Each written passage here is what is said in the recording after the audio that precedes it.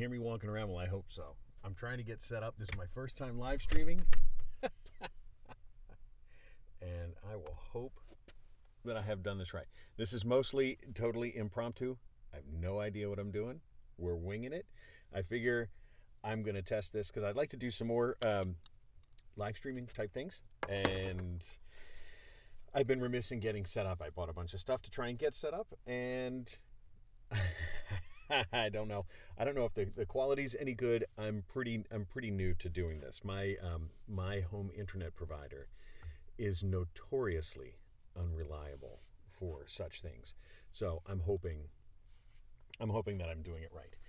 I've also got, hopefully, if I've got this configured correctly, I hope that I can also put on chat. Can I put on live chat? It was working a minute ago. When I was testing it beforehand, it was working. But I think that there's a way for me to put a chat in or something like that. Looks good so far. That's good. So just going to take a couple of minutes. I'm going to mostly make sure that I'm set up properly. I'm not convinced that I'm set up properly, but we're going to figure it out. So if I need to, I think I can share my screen. So that's good. I haven't got the picture working or anything like that, but we have that. It says it's using the camera mic. Is that even possible? The camera microphone. Now, is that right?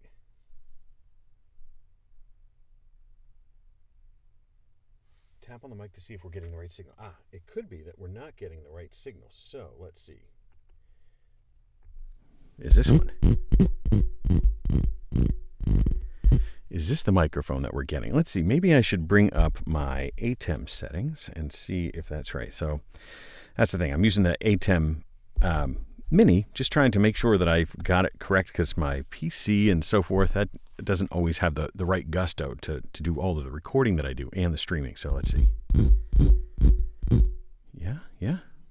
I have a second microphone in the booth. Maybe we're hearing that one. We'll see. Like an angel speaking to my ears. Sorry if I'm blowing your ears away. Sorry about that. Let's see. Let's just make sure that things are correct here. So we're here, and then I can switch microphones right here. So now that's this one. We're going to turn that one off for the moment. And then we're going to switch back to this one. I think we're hearing that one now. Everything works. I haven't done the outtake, by the way. I haven't done the outtake yet. That's true, because we're going to see if we can figure out the outtake. Okay, so let's see if I can figure out why isn't the chat. I hit the button to make the chat come on. The chat isn't coming on. So let's see if I need to do something back over here just to get the switcher set up.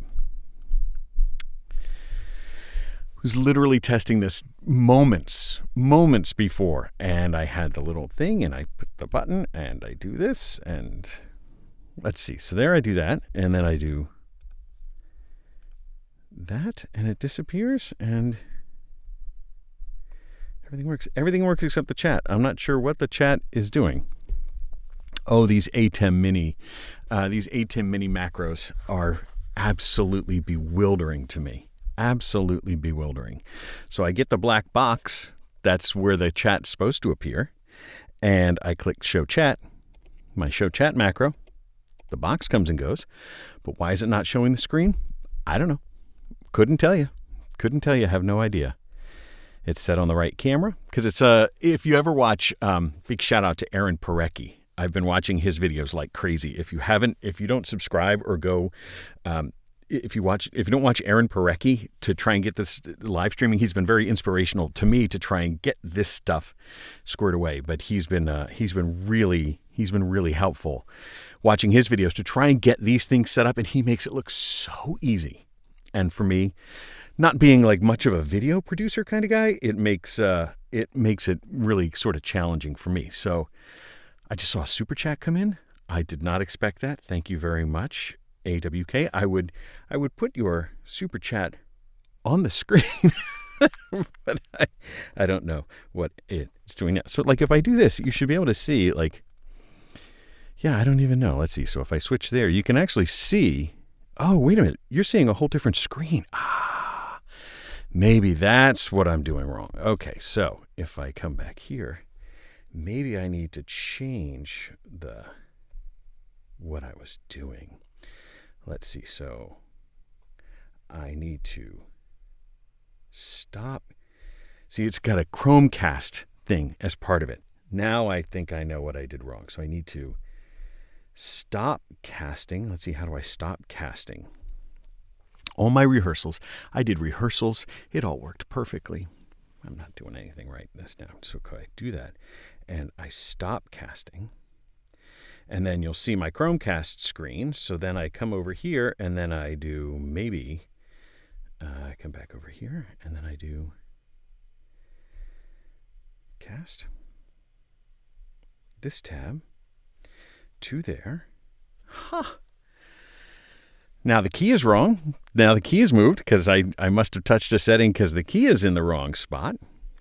Oh, this is embarrassing, but that's okay. This is why we're doing the first one. So now if I come down here and if I move right like that, I should move the key. Did I almost get it right? Yep. So hopefully I can turn the label off, but you can still hear me.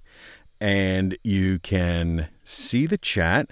If I do that, does it disappear?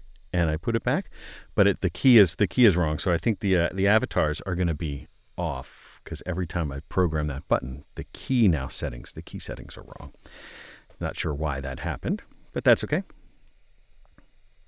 Easiest solution would be to have a dedicated machine for the chat source. That's what I have. The chat source actually is a separate laptop, and I don't normally have a separate laptop in the booth. So you probably can even hear maybe you can hear the fan spinning up because it's one of my old MacBook Pros, and the MacBooks, the fans blow like crazy sometimes. So then I have, my setup is I've got my main computer here that's got two screens so that, or I got my camera, I have my screen so I can share the screen, and then I have a whole separate computer to make the chat come in. I need to work on that solution. This all goes into an ATEM Mini that is then broadcasting out. So we'll see if that's what we're talking about here. Couldn't you just do an HDMI out from that to? I could do the, so that question that went by says, could I just do from the ATEM without the Chromecast? I could potentially do that. They're far apart though. So I have some equipment on order. So my ATEM is about 25 feet that way in my control room. And so I need a long HDMI cable. I'm actually going to do like HDMI over Ethernet. That's how all this other stuff is configured. So I could potentially do that, and that's maybe what I would do. What it does is it sends the whole screen, so I'd still have to work on that. So it's a possibility. It's a possibility. Let's see. I'm going to try and go through as many of the questions that you guys have here, and we're going to vamp for an hour. I've got a bunch of recording to do, so I'll just talk with you guys for an hour, and we'll see what this turns into. And then I'll hopefully get some feedback on whether or not this is at all valuable. What I was hoping to be able to do is to try and, I get a lot of questions via email, and I try and respond to people one by one, but I figured then I'm only helping one person. So chances are if somebody submits a question to me via email and I send them a response, hopefully I can start to do them in this kind of situation where a lot of people get the benefit of if they have the same question. So I thought maybe I'd try and do some sort of like Q&A session from time to time. So that's what we'll do. So 2 monitors, that will fix the issue. 2 monitors definitely could fix the issue. And again, then I have a monitor that I can't see. You're right. I don't have it quite worked out perfectly yet. Let me just see if I can move this key over so we can see this for everybody. 2 monitors, that would fix the issue. I would hope so. Let's see. I wish we could talk. I read my first book for Audible, and it wasn't accepted, and I kind of lost my mind. It's my understanding with ACX, they have a new tool that you can start to submit your sections in advance, and it will do. I think it's like their new checking tool that will tell you what is wrong with it. I don't know what exactly was the issue with your audiobook suggestion. I do have on, if you go to boothjunkie.com, I don't want to promote my little consulting stuff that I do on the side, but if you do have like specific questions that you'd like to do a one-on-one consulting with me, boothjunkie.com, there's like a meet with Mike link there, and you can book a time with me. My hours are somewhat limited. I'll try and, if you do have questions like, can we work through a specific file? I'm happy to help.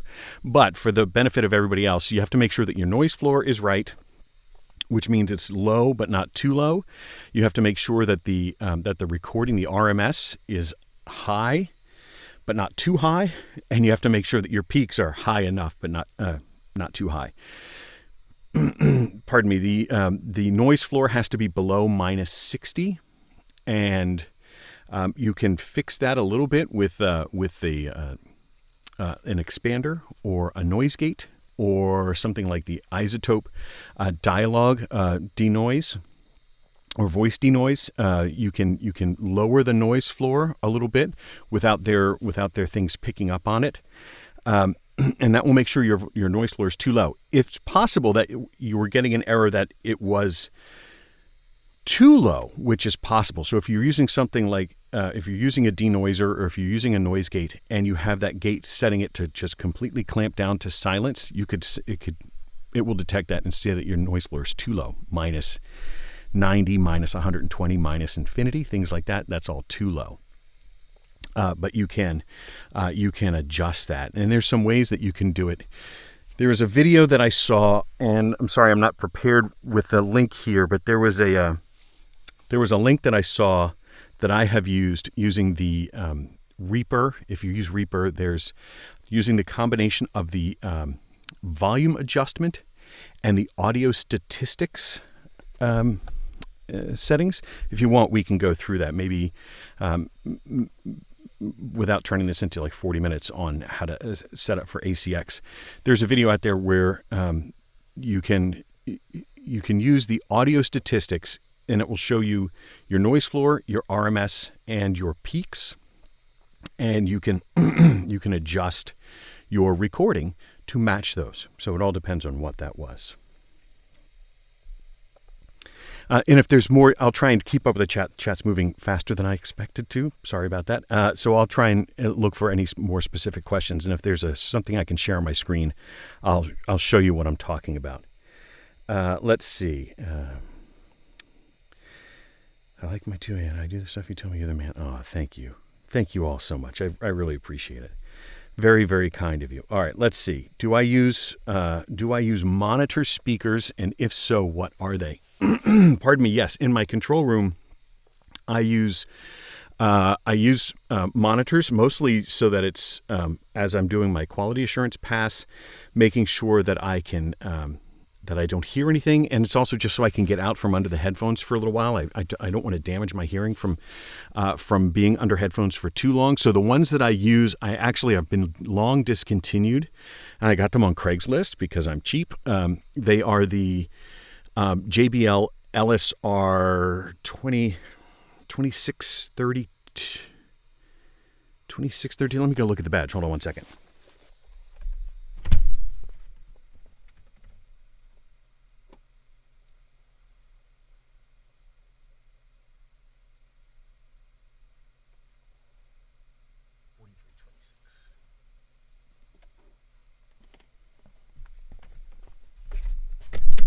The JBL 4326s, 6-inch monitors, but I also have the subwoofer. I got them as a package on Craigslist, and the reason I had chosen those is back when I bought them, those are the ones that I could afford. That also had a measurement microphone that would help me sort of equalize them for the room. So I was trying to get a neutral sound. So it has a microphone that you just put in your listening position.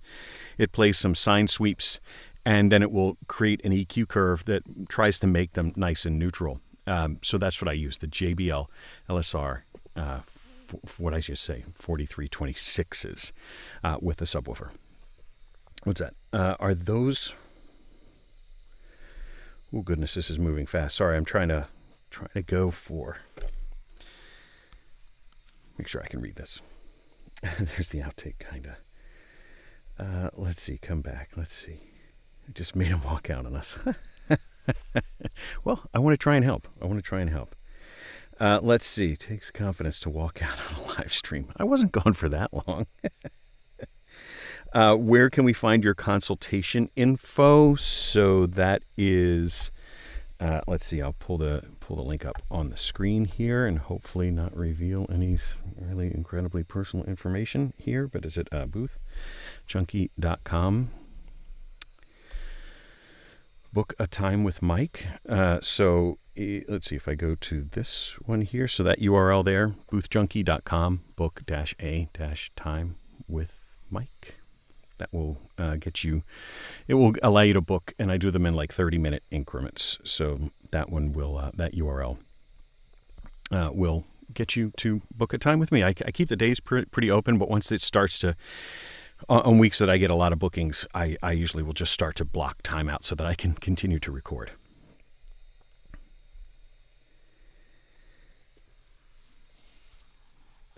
Hello, Mike. That plugin for ACX shows dead silence. Dead silence is not acceptable. It wants, it's my understanding that ACX wants your noise floor to be below -60. The whole, all of your values are on a negative scale. 0 is the loudest. -60 should be your noise floor, or lower, -60. And I think if it goes below like I think it's -90, that will be too quiet. Then they'll know that you're using a noise gate, because nobody studios at like -90. So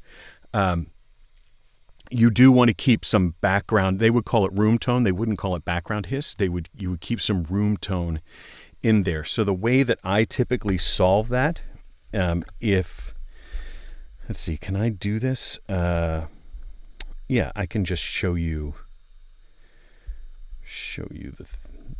the way I have my gate set up. So if I have, let's just add a gate to the whatever Reaper project I have open here. Gate. So let's see, if I switch over to the screen here, one of the easiest ways to do it is if you are using a gate. Typically the gate will have -infinity when the gate is closed. Or I'm sorry, when the gate is closed. When no sound is coming through, it just turns it down to -infinity. Too quiet. So one of the easiest ways to do that is on the dry side of the gate is to mix back your original signal, the one with the hiss, with the room tone, mix that back up, but at some amount, some value lower than the original sound. So usually -12, -14 is what's right for my booth. So I'll take the dry signal, add it back in, but much quieter, and that will help me bring that room tone back in. It's a quick way to do it.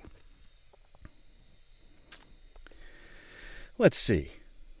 Looking in the description, we can't find that. Hopefully that was for the URL that I showed you.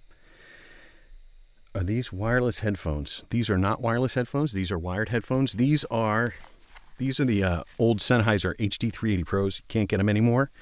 But the next closest one that I'm aware of that would be the next closest one to this is the HD300 Pros or Protects. Those are often ones I use in place of these. These are just the ones that I keep in here because they're sort of broken into my head. I've talked to a lot of people about monitors, not the speaker so much, but the operator recognizing how things sound through them. It's true. I mean, I usually, for my voice work, I typically use my headphones as reference. But for a quality assurance pass, when I'll go back and listen, just to make sure I said all of the words in the right order with the correct pronunciation, that's when I'll use my studio monitors. But for the critical listening, I typically use headphones because it allows me to hear like mouth clicks and background hisses or messes up in edits. They're really critical listening because I can get a little bit closer with the headphones. But just making sure I say the words in the right order with the correct pronunciation, that's when I use my monitors. I don't mix music. So in that case, if you were mixing music, you might use monitors, the studio monitors, for more critical listening, but I don't use it for that. Let's see. This mic sounds great. Oh boy, it scrolled off. This microphone, this is the new Stellar X3. I purchased it. It was not given to me. So I'm giving it a shot. Just came out. I think they're starting to ship them right now. I guess I'll do a review on them at one point. But I've been really pleased with it. I will say that it's unexpectedly on the noisy side. A little bit on the noisy side. I'll show you what I mean by comparison. So I had the Stellar, this is the X2, this is the X3, and if I put on my screen, I have both mics hot at the moment, and if I'm quiet, we should see that the top mic, when we go to the silent part, the top mic here will have a brighter background than the bottom mic. So this is the X2 at the bottom. This is the X3 at the top. And I'll just be quiet and we'll watch the silence scroll in.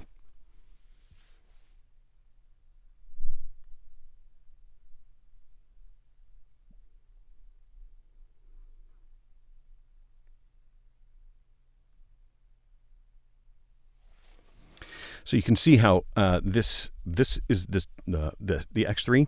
It's a little bit noisier. It's got a higher noise floor. So that's just the background noise of the microphone. I think that's the noise of my fan, but you can see the X2 actually has for this microphone, it's actually a little bit quieter. The preamps are set exactly the same. Cables are the same. It's all doing exactly the same from the mic down. The X3, my particular X3, has a higher background noise, and you can hear it.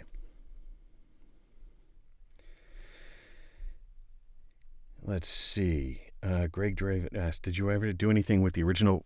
No, it's still sitting in a drawer because it's still broken, which we knew. But I still have it. I do intend to fix it at some point. I thought I was going to send it off to Michael Jolie to get modified, but he retired. Let's see. What's next? I bought a bunch of these headphones. The HT380 Pros, I bought a backup pair. These are the backup pair at the moment. My other ones are in there, but the velour started to, or not the velour, the fake leather started to wear off and was getting all over me. So I'm on the backups now.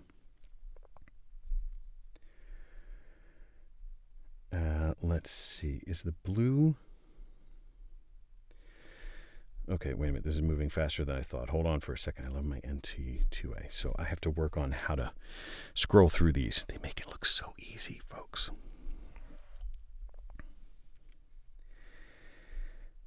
Playthrough Man.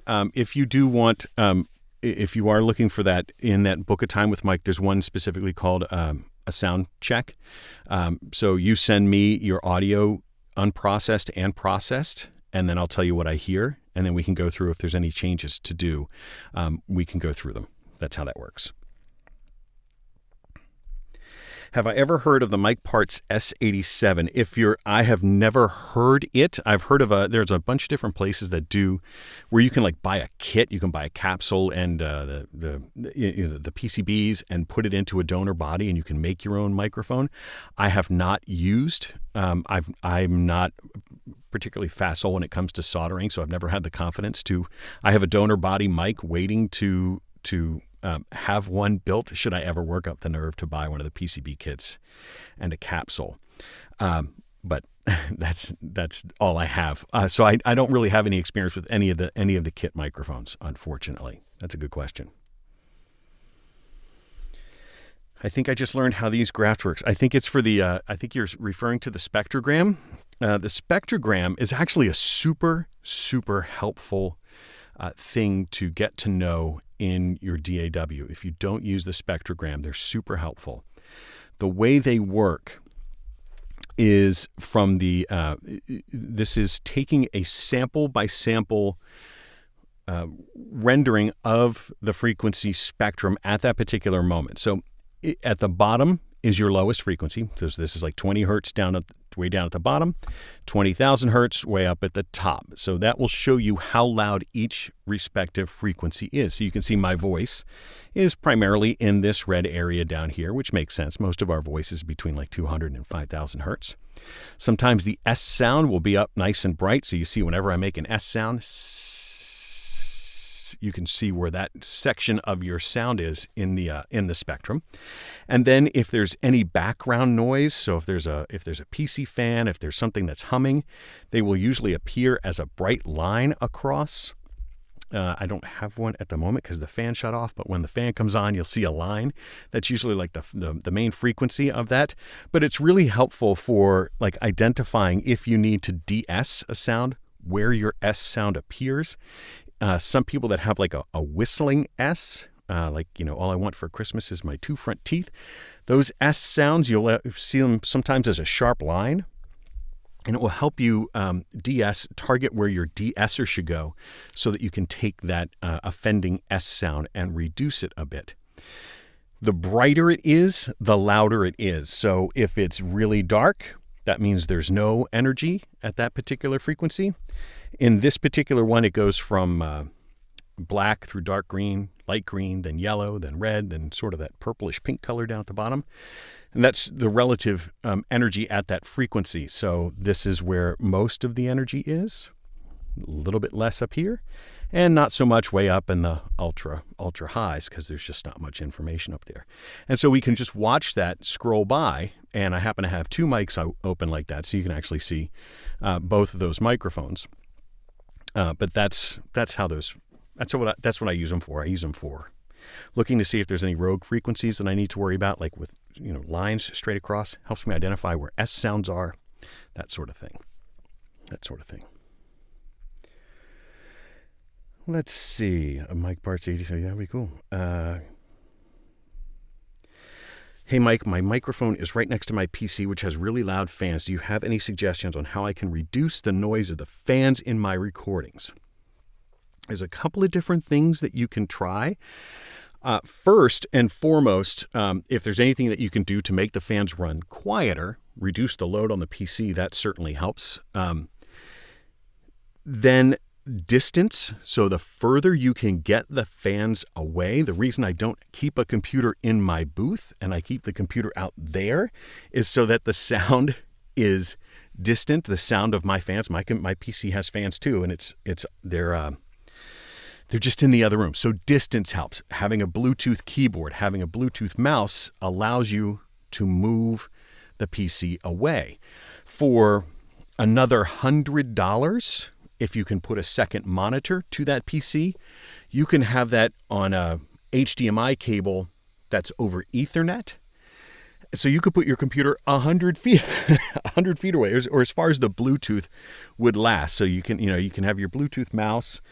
You could run USB over Ethernet. So you could actually put the computer in a different room if you wanted to, but still have your keyboard, mouse, and your monitor here in perfect silence. That's actually how I have my booth set up. So there's this monitor that I look at during the videos. This is the second monitor for my main PC. My main PC is about 20 feet over there, 20 feet as the cable flies. So it's only about 8 or 9 feet, but running the cables around the bottom of the floor, I keep them in the distance. So distance really helps. The last thing you can do, sort of the last measure of moderating your noise fan, is to use the pattern of the microphone to your advantage. So the microphones, depending on what microphone you've selected, they all have they've got a different polar pattern. Typically, for many of the condenser mics that you buy for voiceover, they're a cardioid pattern, and so they're very sensitive from the front, not so sensitive from the back. So the back, if you put your fan noise and angle it so that the back of that microphone is facing the fan noise. So in my case, I have a laptop here. So I would angle this microphone so that the noise was in the back. Now, if you have something like a shotgun mic, they're very insensitive from the side. So you would angle it so that the fan noise is hitting the microphone predominantly from the side. And so you can use the polar pattern of the microphone to your advantage. But you really got to identify where that noise is coming from, and then aim the back of the microphone directly at that sound, and that can help a lot for getting rid of the fan noise. But ideally, moving the fan even farther away is your best bet. Is a Blue Yeti a good mic to start off VO with? I wouldn't recommend it. It's fine, but for professional voiceover, like for YouTube, and like if you're just narrating like your YouTube videos and it's only ever going to go on YouTube, the Blue Yeti's fine. If you're trying to do voiceover work, record audiobooks, TV commercials, it's not good enough. They're notoriously noisy microphones. They have a lot of high-pitched whine in them. People will pick them out all day. You'll hear it. The Spectrogram will show that there's lines of noise in there, so I don't love the Blue Yeti. I think there are other microphones that I would choose before that. Would I prefer the X2 over the X3? I assume between these two microphones. I haven't really done enough testing so far, but preliminarily, I would take the X2 over the X3. This is a lot cheaper, and so far it's less noisy. So this is twice as much and has more noise. The X3, that's a tough sell for me. That's a tough sell.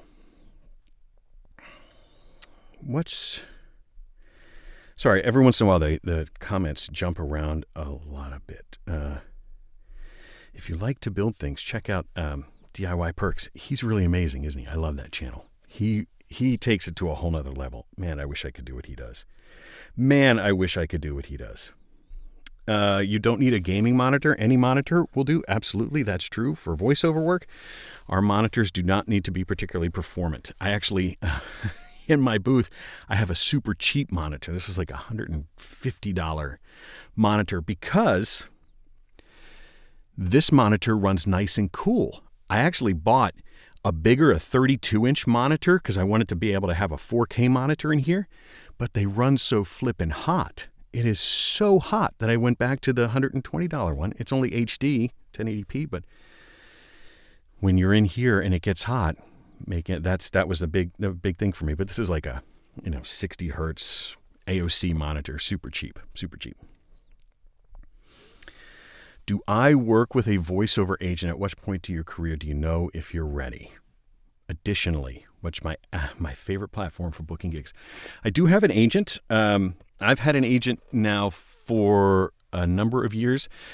I have found that an agent can be helpful depending on where you are. So if you're in a sort of a not major market, having an agent can help you get into casting calls that otherwise you wouldn't be able to get into. It is still, I'm not union, so I still only apply for non-union work, but that could be, radio and TV advertisements for local banks and grocery stores and all sorts of things. So there are some opportunities there. You do still have to hustle a lot of your own work. Your agent's not going to keep you fed. They're going to do as much as they can, but you're also you're competing against everybody else in your agency that they're sending it to. Everybody else in their agency that has your kind of voice, you're still going to be competing. So just because the agent just says, "Hey, Mike, here's a gig," the agent will say, "Hey, guys, audition for this gig." So the field of people that you're going up against is a little bit smaller, but they're also better.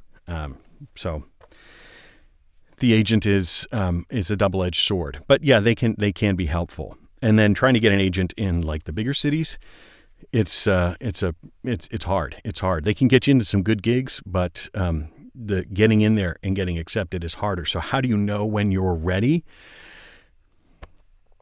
I think you just try from time to time. So if you feel comfortable that you can perform, and in this day and age that your studio can perform. I think my camera just cut out. My camera just overheated. All right. Well, we're going to talk to the screen for a minute. Let the camera cool down for a few seconds.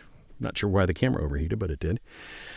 So if you're thinking about an agent, I do think you have to try just from time to time, and you can try in different markets, in smaller markets, to try and get your voice in front of them. They may help you create a demo But I think with an agent, you could probably start with an unproduced demo, just some raw recordings of yourself that show how you act, how you perform, and how your studio sounds. Because in this day and age, it's how your studio sounds as much as anything, because you're not going into studios as much right now. So having a studio that can do those things is great, and to sound good. But how do you know? I think you just have to try from time to time, and hopefully that agent will give you some feedback. Noctua fans, yeah, that's for sure. Sorry, I have no idea how far behind I am, but I'm just going to scroll through. So I'm just scrolling through. What sound panel can I buy that is a good quality and price? I've only ever made my own sound panels. There's two materials that I would recommend for making sound panels if you want them to be for real. One is Owens Corning 703. If you can get it, you might have to have that shipped. Owens Corning 703 is probably the easiest to work with as far as building your panels, because it's like this rigid square of fiberglass. So that's really handy. It's like this nice rigid square of fiberglass. Let's see, did my camera come back? Not yet. You can so that Owens Corning 703 is the best. And then, but if that's hard to come by, it's kind of expensive. If that's too hard to come by, then you can also switch. You can also try something from your big box store that I use in this booth, and that is Owens Corning is it Roxel Safe and Sound? It's mineral wool. So you can use mineral wool for your absorbency. That's about 3 inches thick. It comes in 15-inch wide strips, about 2 feet long. These walls are 2 layers thick of that. So you can also build more like 2x4 panels and put that stuff in there. But I believe in like the thicker insulation. I don't use that. I don't use the fan. I don't use the egg crate foam. I don't use any of that stuff, because I have found that it doesn't target the right frequencies a lot of times for voice work. For voice work, we often want to have in these small rooms like this, the part that you need to absorb from reflecting is the mid bass of your voice, so like the 200 to 300 hertz range, and the little thin Auralex or the thin like egg crate foam just can't absorb that. There's not enough there to absorb those frequencies. So I found that in here, there's 3 inches worth up here. There's 6 inches worth all around me, and that's why the booth sounds good. But mineral wool from the big box store or Owens Corning 703 OC 703 from that you can order. I think I got mine from ATS Acoustics. ATS Acoustics is where I got mine from. Let's see. Would I consider doing let's see. Sorry, I'm just randomly kicking things. Can you recommend some voice and pronunciation exercises for beginners? I don't have it memorized, but there's the broadcaster's test. Certainly doing tongue twisters really helps. That's sort of like the classic advice. There's certain words that I have difficulty with, and there are tongue twisters that I've given myself to try and get better at them. I'm still not great at them. Singularly is a hard word for me. Particularly is a hard word for me. Regularly, hard word. That ly sound, I can find challenging, and that's where my voice gets most tired, for the regularly. So I say that's my warm up. Is I'll say those words over and over again. But otherwise, you can become more facile by doing tongue twisters. That can help. The broadcaster's test, where you learn how to do it all in one breath. Those are exercises that you can do.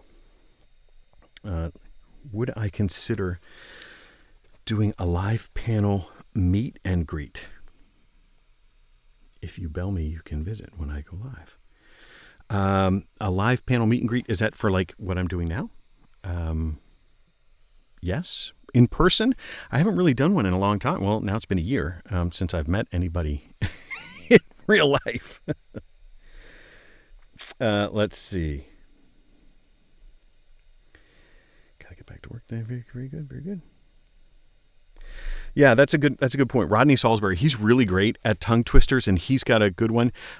There's another gentleman that I've known for a little while, just sort of our paths have crossed, Richard D. Britannia. He's a voice actor, and he wrote a book on pronunciation and voice and diction as a result of him losing his voice.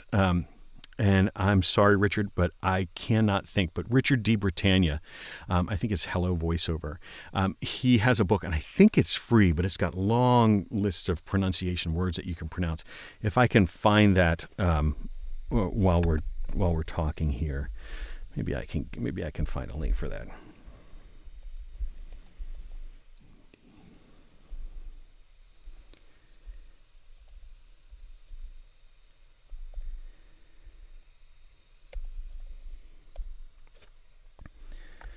Speak and Be Heard. Yeah, that was it. Speak and Be Heard. So this book here, Richard D. Britannia, so he wrote a book about as much exercises that he does, but these were exercises that he used to to get his voice back in order after losing his voice. He lost his voice due to a medical issue, and he wanted it to come back. And so this is what he did, and he wrote a book about it after, and it's mostly just exercises. Really good. But you look at that price. Free on the Kindle. Good to know. Very handy, very handy. Let's see. What is your long-term opinion of the OC18? This one. That should be all you need to know. I keep it mounted as a backup in my booth all the time. So I've been using this microphone, the OC18, a lot. Love it. Super reliable, super quiet. Sounds great. $800. But yeah, it's the OC18. It's a great mic. Totally recommend it. Gosh, I hope I haven't missed any, but yeah, gorgeous mic it is for sure. I keep a couple of mics mounted in my booth, sort of my regular mics, and not all of them are here at the moment, but I keep my Neumann mic mounted here, my Sennheiser mic mounted, and my CAD mic mounted. My CAD is not in the booth because I had to make room for these microphones at the moment, but there's a couple that I just keep inside because those are the ones that I know the best, that I use quite frequently, but the Austrian Audio OC18 is great. Is great. I just saw a question go by. I have no experience with the Gefell mics. I haven't had the opportunity to use one. I would love to use one, and hopefully I'll be able to get my hands on one. I don't know. Can you live stream using processed audio through a DAW like Reaper? You can, because I am. This audio is going down through Reaper. That's how I was showing you the thing. So the output of Reaper is going into my ATEM Mini, and that's what you're hearing. You're actually hearing these microphones directly. I need an artificially deeper voice on a live stream. So can we do that? Yes, I think we could do that. So if we came to here, let's see if this works. We'll give this a try. So let's see if I wanted to add a pitch. Let's see. I need to add repitch as an input effect. So let me get the input effects visible here. So that's what we're using, the input effect here to show this. So if I add repitch here, I'm not sure if I'm going to hear it in my head. So let's see. You guys can tell me that if I move myself down an octave, am I deeper? Is my voice now deeper? You guys will have to give me feedback, but I think you can do that. I don't think my headphones are playing back what you guys are hearing. But I think that you could do that. I think you could add a pitch shifter. Can't hear anything. Can't hear anything now. That I don't know. Maybe I can't do that. Hopefully I've come back. Did I come back? No shift. They're not deeper. No change. No difference. It didn't work. Maybe I did need to click the monitor button. I don't know. I'm sort of doing this on the fly here. So if I turn that on and put it on the input effect, do I put it on the output effect. Let's see. I think this is where I would hear it. Check, check, check. Yeah, I don't even hear it there. I don't know. I'm afraid to mess with it on the fly. But that would be my instinct is I need to do some configuration on the input effect so that as it was coming in. But I also think, if I'm not mistaken, that if you're using something like OBS allows you to use VSTs. So you could take the VSTs that are present in your DAW and actually have them be directly used by something like OBS. So yeah, I'm pretty sure you could do it. I've never done it because I've never needed to do it, but my instinct is to try and get it added as an input effect. But I clearly did something wrong because it made it so you couldn't hear anything. So that helps. Hopefully that helps. I think I'm going to need to work on my camera situation here because I see that the indicator that the temperature is getting high on the camera again. So we'll have to, if it goes dead again, we'll just switch back to the screen for a moment. Do I have any recommendations for increasing vocal range? Sometimes my voice needs to croak or crack when I'm speaking lower. I don't know. I know that there are exercises that singers use. I don't know any. I haven't tried to increase my vocal range. You'd have to look at some of the singers' exercises because I know there are exercises that singers do to get their voice lower, their voice higher, so that they can transition from their chest to their head voice more seamlessly. There are exercises that you can do. I don't know any of them though.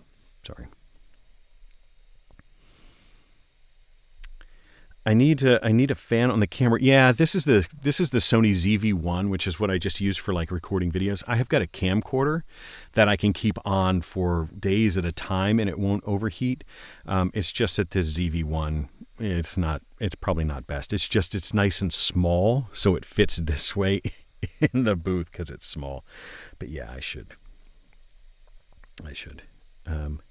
You have a camera, a battery eliminator, and you need a fan. Yeah, I do need a fan. It just gets hot in here with all of the equipment that's in here, especially to do this. I've got 2 monitors, a computer, me, 2 lights, the camera. It all gets hot. Norman, it says bumping my question as it was lost earlier in the chat. You might need to just post it again because it's gone past. Be hard to go back and find it.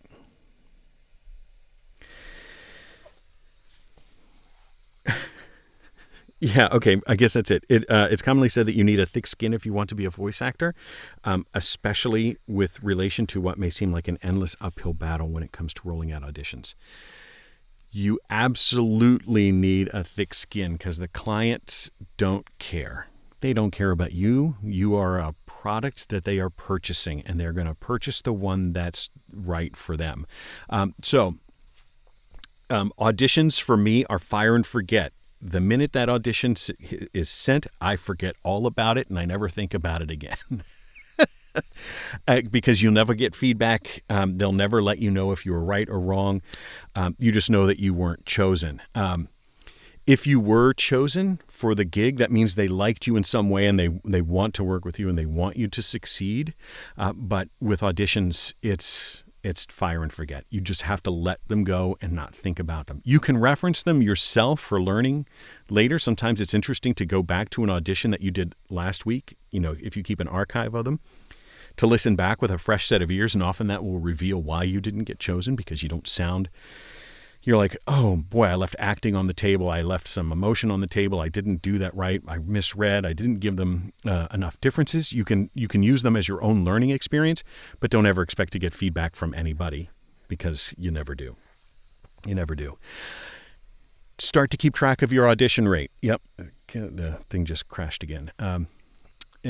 Keep track of your audition rate. So it's not unusual to have to win 3 or 4 auditions for every 100. A 3 or 4% win rate is pretty good when you're going out into the into the pay to play kind of things. If you submit 100 auditions for one win, 2 wins, 3 wins, that's a pretty good rate. I think that's what you should expect. When recording video, I have after hours access to a professional booth with a hearing clinic. Is this type of booth appropriate for acoustic properties? That's an excellent question. I have seen studios that use old secondhand like audio testing booths that I don't know if they've done anything differently to them. There's two different purposes to those. One, it will certainly work really well to keep outside sound from getting in. So from there, it's a good, sort of winning combination. Whether or not it makes your voice sound good, it's really hard to say. But you can always add more treatment inside one of those booths to improve the acoustics inside. But I would say if you're coming from a really noisy environment, where you would normally record at home, to use this, the thing you would have to do is you'd have to bring a microphone in and test. The hard part about those is they're going to be really sealed. There's probably not going to be any way to get things in and out. So your laptop is going to be in there with you, which may be making noise. So that's problematic. So it may not be, they're designed mostly to keep sound out. They're not necessarily made to make you sound good. So there you go. Will I be doing a review of the Earthworks Icon Pro? Yeah, I got them. I just haven't done the review yet. I haven't even taken them out of the box yet, unfortunately. But I did get the Earthworks Icon Pro, and I do intend to test it. Will Vincent said, space is always more challenging than normal size. Yep, that's for sure. But yeah, they can be very small. They can be very small, which can be problematic from a room treatment. But I've seen voice actors, work in cupboards under stairs. I've seen voice actors work in really small areas. So if it's your booth, but you can't modify it, you just have to test. You just have to test to see how you sound. It may not be acoustically treated. It may have room nodes that boost and cut frequencies that don't sound good. You'd have to go in and test. But it would certainly be quiet in there, that's for sure. Shotgun mics and streaming. Shotgun mics and streaming? Yeah, sure. I would absolutely. My typical Zoom setup, my other camera's not on, but my setup for like my consultings is a shotgun mic so that I can keep it off screen. So an option that you can do with a shotgun microphone is you can have it be just out of view. So let's see if this camera comes back on here. So something like a shotgun microphone. So you could use a shotgun microphone and keep it like right there, just out of screen, and it would pick you up just fine. So if you don't want your microphone to be in screen, using a shotgun can be really good. I happen to keep mine so that it's directly here. It's right over my head, pointing down at me. Keeps it out of the frame, but they work great. They work great because they have a lot of good rejection from the side, so you can have it. So I have mine arranged because I've got a piece of equipment that has a lot of PC fan noise. It's not a PC, but it's got PC fan noise to it. So I have the microphone angled so that that's in the quiet part of the microphone, so that it doesn't bleed in. Although Zoom's pretty good at hiding that noise, but that's how I do most of my consulting. When people are asking me questions, I'm over sitting at my desk. I'm not in here. So yeah, you can absolutely use shotgun mics. Absolutely use a shotgun mic. The Rode NTG2 is super cheap. It works fine. I have the Synco mic D2. This is like $240. Great. The Deity mics are great. That's what I keep over at my desk. I have a Deity S Mic 2. That's my shotgun mic for that. It works great. The NTG5, a little bit more expensive. And then certainly something like a 416, probably overkill for streaming, but yeah, you could use it.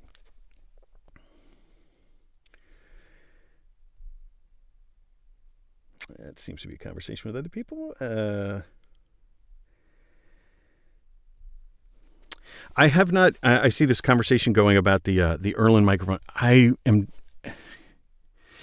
I might be able to get one on loan from somebody. I'm hesitant because I'm really behind. these Erlen microphones are certainly they're getting a lot of press. Triangular diaphragms. I'm really interested in the Erlen. I think if this is the microphone that we're speaking about, they do look super interesting. I think that's the one that they, if I'm not mistaken, Erlen's the one that they make a microphone that's specific for, one that goes in the crazy Isovox unit, where you just like stick your head into a crate. I can't imagine how this works, but the Isovox, where it's just like an isolation booth that just goes around your head. Oh, talk about getting hot. But I've heard good things about the Erlen microphones. Hopefully I'll be able to get my hands on one. Let's see, what else? Hey, whoa, what? Dracomies, are you kidding me? Dude. Really, that's how incredibly generous. I appreciate it. So wonderful. So really grateful for that. That's unbelievable. Will says the only thing to be careful of with a shotgun mic is if you get the backside too close to a wall, it can introduce some weird reflection noise. That's for sure. Because that's a good point, Will, because the shotgun microphones, can I get the back of it here? They are sensitive from the back. By the nature of the polar pattern, they're very sensitive from the front, and there's a little bit of sensitivity from the back, not very sensitive from the sides. So if your voice is bouncing directly off a wall into the back of the microphone, it can pick that up and can cause some weird comb filtering effects. But if you're using that, you should still have, if you're using any microphone behind your streaming setup, it probably is not a bad idea to have a little acoustic treatment just to catch anything that's bouncing off that back wall, to try and knock that reflection down a little bit. Dracomies, unbelievable. Let's see. Any other questions? Can you recommend where an aspiring voice actor can begin booking work? Well, I mean, I think for a lot of that, it's going to be the pay-to-play sites. Unfortunately, the hardest part about getting in is getting the auditions, getting access to the auditions. And the pay-to-play sites is where the auditions are. I mean, you can always try something like, if you're just looking to get reps, there's places like Reddit, at the voice acting subreddit, the Record This subreddit. You may see some work come by there. Casting Call Club is another place. It's been a while since I've been on Casting Call Club, but there used to be lots of places where there were people that were doing like free work, that they'd be doing collaborations often for things like fan dubs or fan fiction type things. So there are some places that are there. You can always create for yourself on YouTube. But then if you want real work, the pay-to-play sites, unfortunately, voices.com, Voices123, VoiceRealm, Bodalgo, pick one. And that's where you're going to see auditions for actual work. Actual work.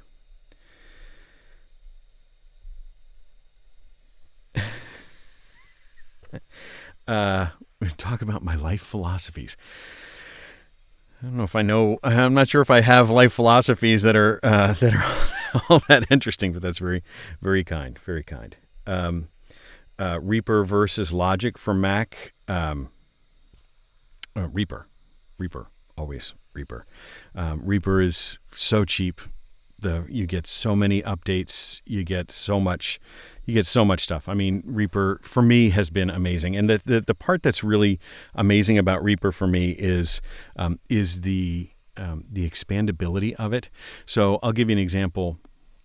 I'm not really a developer. I'm not a programmer, but with the scriptability of Reaper, I was able to hire Raymond.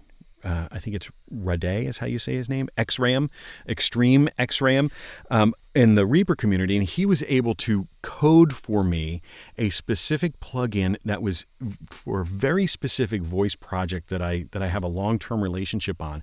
But there was one particular process in the voice work that was really challenging. So every time I needed to execute the action, it took me about 40 seconds to do it, depending.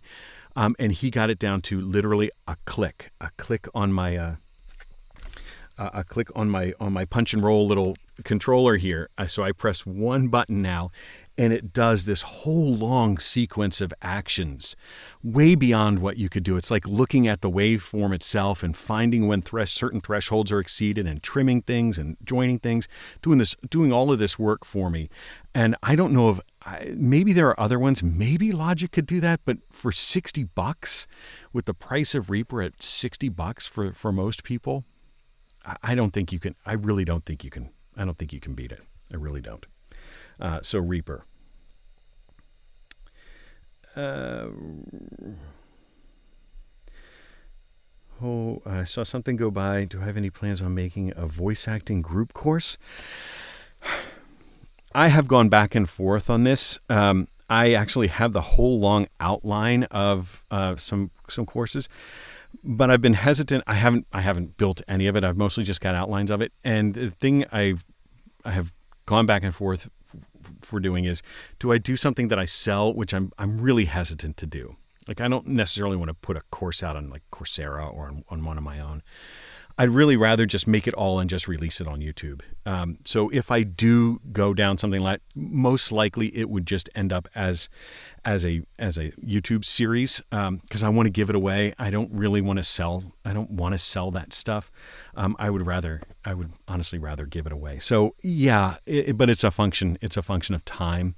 For a voice acting like group course, it would probably be something where we work through maybe a series of live sessions, but it would be out in the open. I don't think I would charge. I don't think I would charge for that. I don't think so. Yeah. Holy smokes! What is that punch and roll device? You want to see something funny while the camera is still warmed up? Look at that. $1. This is literally just a control a 10 key keypad that I got at a yard sale for $1. There's nothing special about this device, but I keep it here and I use it like remote control. I have it upside down, so I have it like remote control. And literally for me, punch and roll is undo, play, record. That's the only thing. And then I have a magic button down here that does that magic process that I was talking about that's specific to that one project. But otherwise, I just have keys mapped on my Bluetooth controller, mapped in Reaper keystrokes, and it's just record and play. I mean, because punch and roll, it's just record and play. So yeah, anywhere. I mean, literally $1. $1, but you can get these on Amazon. There's probably even Bluetooth ones that'd be a little bit easier to use. But yeah, just that's all it is. Just a 10 key controller. Nothing magical about it. Nothing magical. Some people, like, I was experimenting just this morning with somebody had given me, maybe I got this from Mastrop, an old like macro pad. This was a key, like a mechanical keyboard tester, and so this one. There are some macro pads that you can create, but with Reaper, I've just been able to just use the number pad. So going back to the work, you could consider Upwork and Fiverr. I would not recommend Upwork. I had a very bad experience recently with Upwork. Had to leave them altogether. So Upwork is they're not on my good list anymore. Fiverr, I just think Fiverr, yeah, you could try and find work on Fiverr. I find that the ocean is very red there. Tons and tons and tons and tons and tons of competition on Fiverr. So getting yourself up to the top so that people can find you on Fiverr, I don't know how you do that. I don't do it, so I don't know how you become prominent enough on Fiverr that anybody would find you, because I don't think you can compete on price because the ocean is so red there.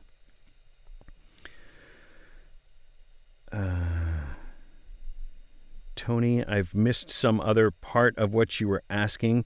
Considering the TLM 103, I would love your take on it. I'm not sure which.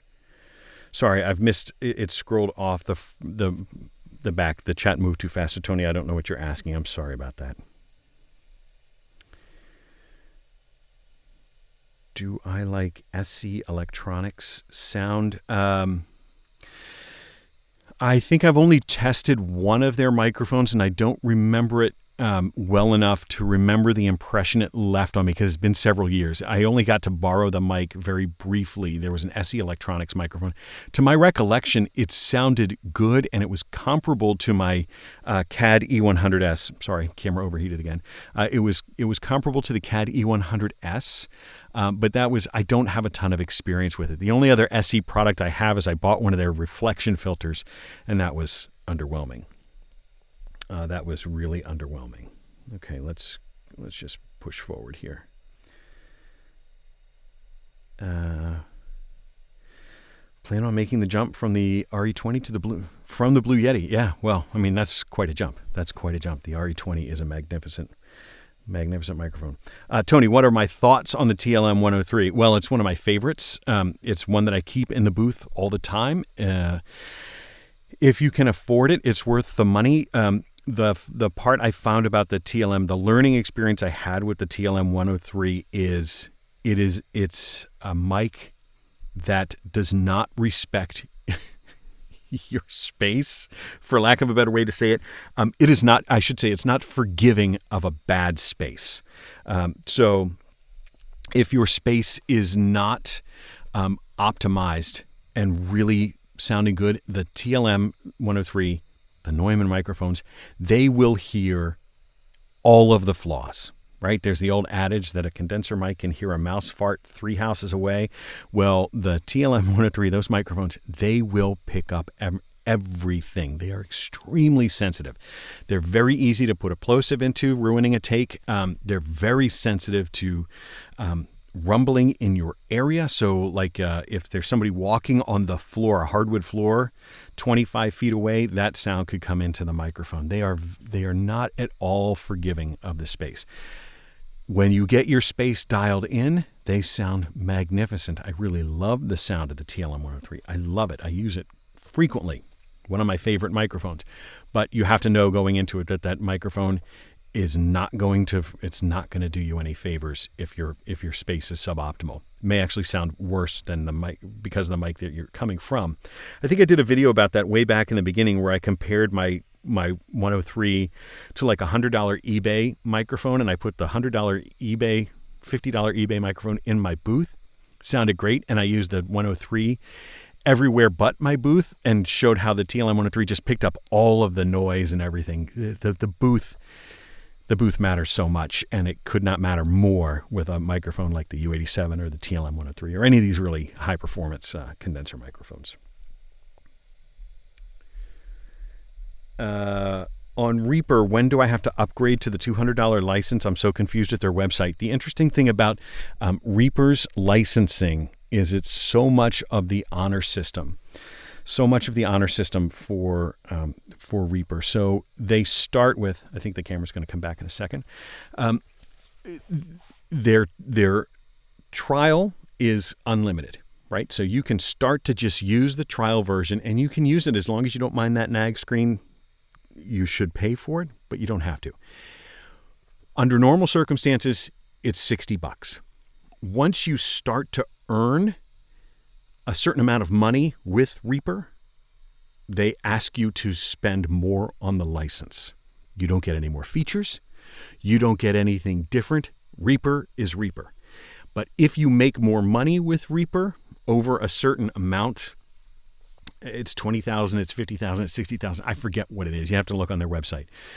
But that's when you would go to the more expensive, the commercial license. What they're looking for is for companies, for studios, to spend more money on the license so that they can help offset for the people who are not making a lot of money with it, who are just using it recreationally to keep the price at $60. But it's all the same Reaper. So it's depending on how much you're making.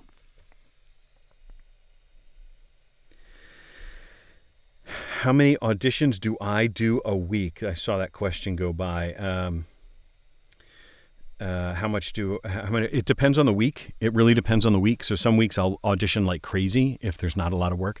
When I'm really busy, the auditions go by the wayside. So right now, I'm in a I'm in a big project that's consuming a lot of my time. So I have not been auditioning very much. But there's some times where I might be auditioning 10, 20 times a day on the pay-to-play sites. Like I belong to the pay-to-play sites also. So I'll go in and I'll make auditions or for whatever it is and source work there. So it depends on the week. Do I prefer sticking to one mic in your official recordings? I will stick to one mic on the project. Depending on the project, I might select which mic I'm using. So I'm on a podcast every week, and that requires sort of one kind of microphone. I do e-learning, and that requires a different kind of microphone. One microphone sounds good for just your regular narration. It's really easy to use, so I might use the 416 for my e-learning because I can keep that out of my way for really copy-intensive things where I have to read for a long time. I can keep that shotgun mic out of my view, but it doesn't necessarily sound natural for like when I'm doing acting type things. So for the acting, I might use my condenser microphone. I might use the Austrian Audio. I might use my E100S. Depends on the project. If you only have one mic, it works for everything, right? Of course, it works for everything. But as you get more microphones in your locker, you may have microphones that are more optimized for different projects. And so, but once you start with that microphone for that project, you stay with that microphone for that project. So if you're doing something like an audiobook, you can't change microphones midway. You shouldn't change anything midway. So you pick that microphone and you stick with it.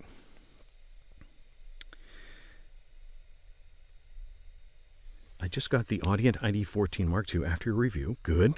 That's great. I got one right here. And I have a splitter in there leading to one mic. So no more gain adjustments needed for animation work. Yeah, right. So that's one of the reasons I keep I have an ID14 right down here because it's really amazing. And I have one project that is going to be literally like 1,000 hours of my time. And so I have lots of other projects in between there. So I have my ID14 mounted separately in the booth with everything that will absolutely not change. And so I've got a little switcher down here so I can just switch my microphone over to the ID14 when I work on that project. Everything stays perfect. And then I just switch it back to use my regular studio for all my other work. So yeah, what a great solution. Great, Allie. I'm so happy that you're happy with it. Thank you, Michael. $20,000. So once you earn $20,000. So if you're a voice actor that's having some success, and you earn $20,000 in a year, kick Reaper some money. They're helping you out, right?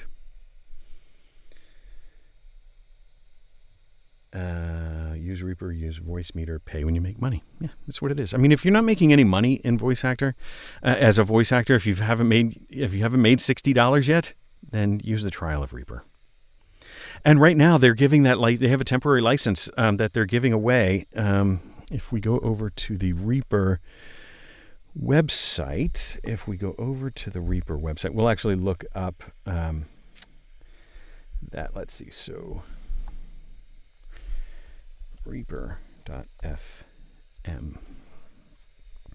So right now they are, if it says if you're staying at home and would like to use Reaper, they have a temporary license so you can bypass that nag screen.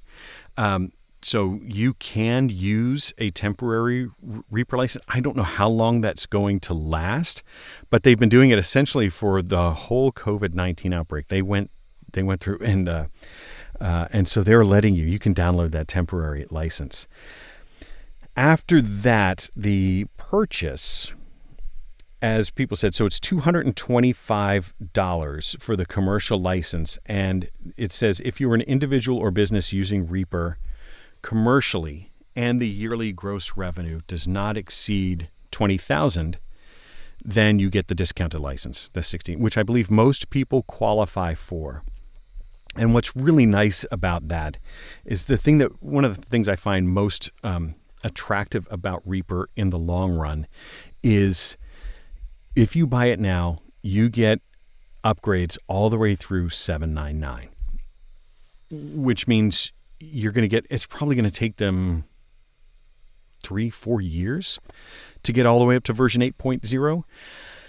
And so you'll get constant updates for that $60. I mean, to me, that just is everything. They're not charging you by month. They're not artificially just like jumping to major increments just to get that licensing money. Justin and his team that make Reaper, they're very, very fair about their licensing model. It's a pretty old school licensing model, and one that I find really attractive. In this whole world where everybody's going to try and charge you a subscription and take you for a certain amount every month, this Reaper licensing for me is an absolute breath of fresh air. Being able to just know that this tool is available to me. I can upgrade it if I want. I can stick with the version that I have now. I could stick on 7.9.9 forever. If I was still on the version 5, there's nothing wrong with the version 5. But their licensing is really fair. It's really respectful to you as a user. They respect you as a user. And I'm really grateful for that. And I believe that that's a model that's worthy of support. And, the Reaper folks, they've got some credentials too. I mean, the folks here are no joke. A lot of people don't necessarily know this, but Reaper is born out of, it's my understanding that Reaper is born out of Winamp. If anybody's old enough to remember Winamp, Justin Frankel, who created Winamp, after he sold it to AOL, made a whole bucket of money. Then he created Reaper. So it's essentially been around a long time. So how do they know how much money you make? They don't. It's honor system. It's honor system. And you should be honorable. If you're making more than 20 grand, pay the $225. Come on. Right. So if you're making less than 20 grand, pay the 60, but pay the 60. So if you've made $500 in voiceover, pay the 60. Thank you, Morgan. Thank you so much, Morgan, for the super chat. Really grateful. Does it mean that Reaper whips the llama's ass? Yes, I believe it does. Winamp, right? Yeah. I mean, Winamp. So the thing to know about that is the folks who are working on Winamp, and certainly Justin, he's got a long time in the audio trade. Way to make everybody feel old. Well,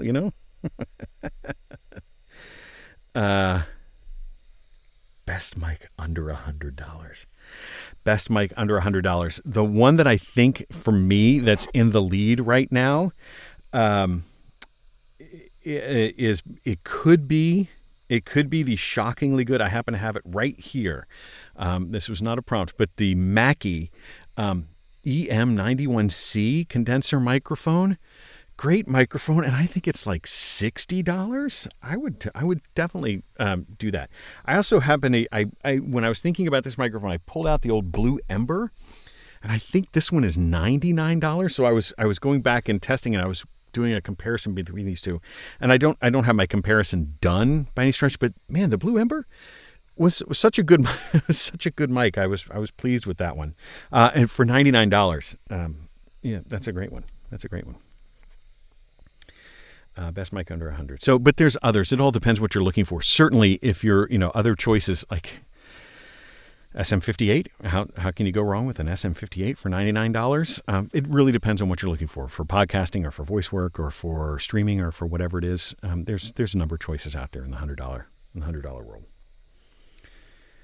What is it? The other one, the Audio-Technica, what is it? The AT2100. That's super, super inexpensive. That I think is both a combination USB and XLR microphone, so it can grow with you.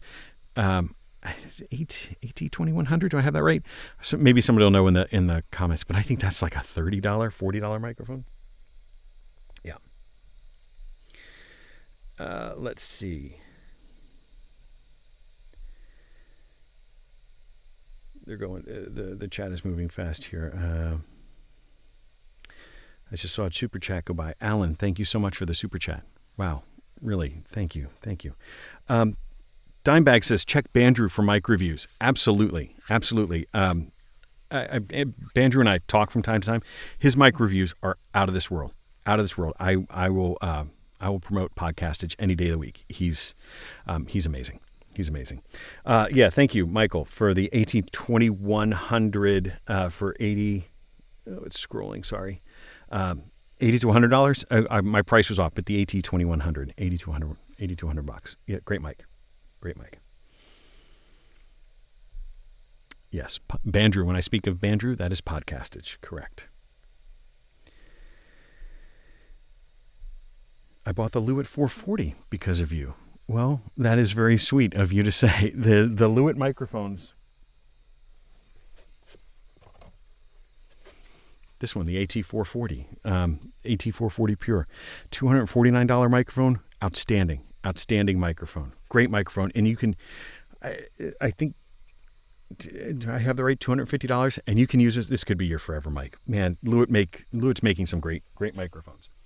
I'm so impressed with them. I use their 540 a lot because it sounds amazing.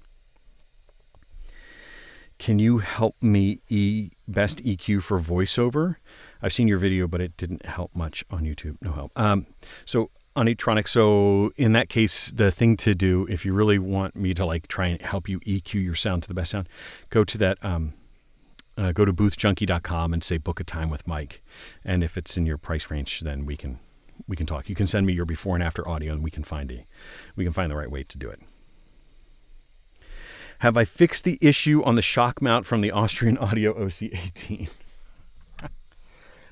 Yeah, kinda, sorta. I added tape to the microphone itself. It's like one round of tape, and that tightened it up. I think it's just a tolerance issue. I don't know if it was for this shock mount, but it was not grabbing 100% tightly. That's what that was referring to. And so I just added one roll of tape. I probably could have sent it back to Austrian and had them just redo it because I think there was just a bit of tolerance in the plastic for the clamp. But I found a round of tape was fine.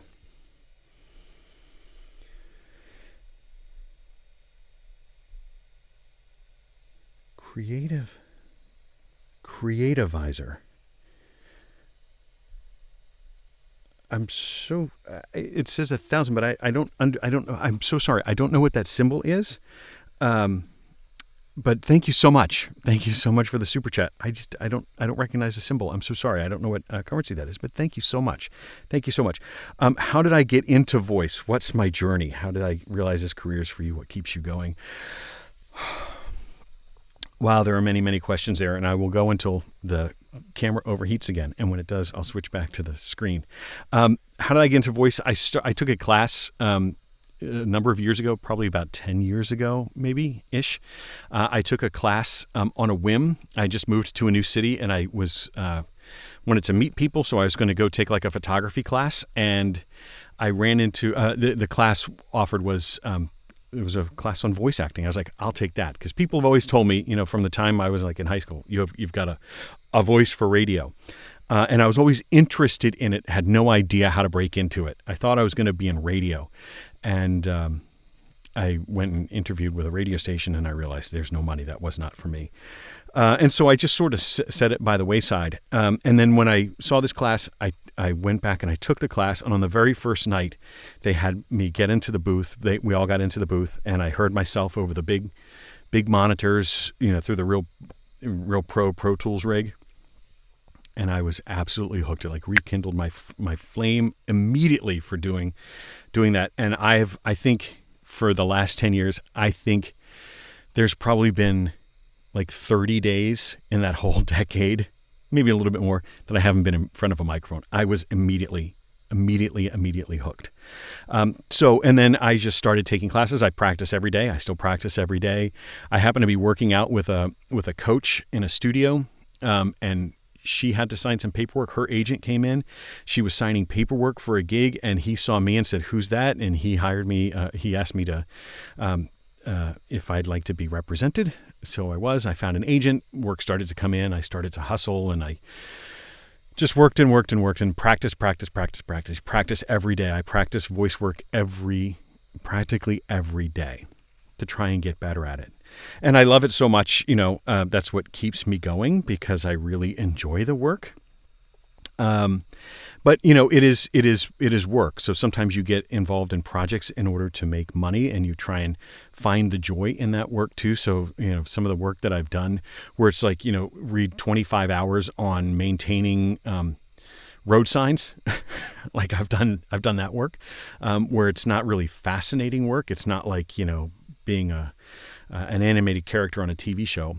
But if you find love in that work, I find love just in being behind the microphone. That keeps me motivated, and I love doing it. I love that I get to be in charge of my own future. I like that.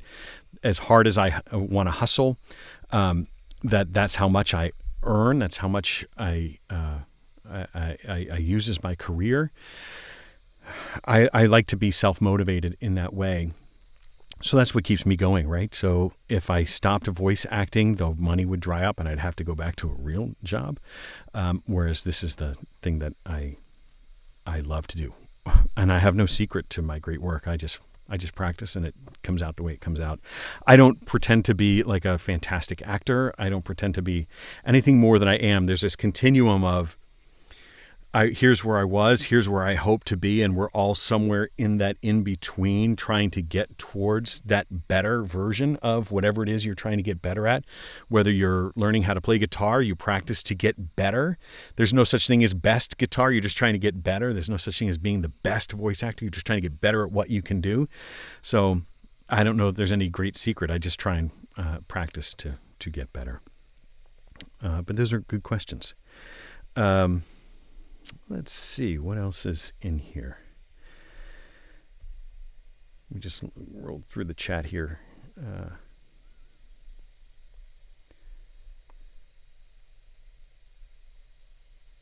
And all of a sudden, the chat is moving. The chat's moving very fast, and I just saw my camera overheated again. This camera is out.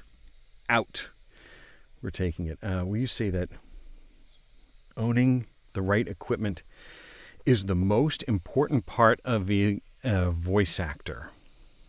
No. Owning the right equipment. Okay.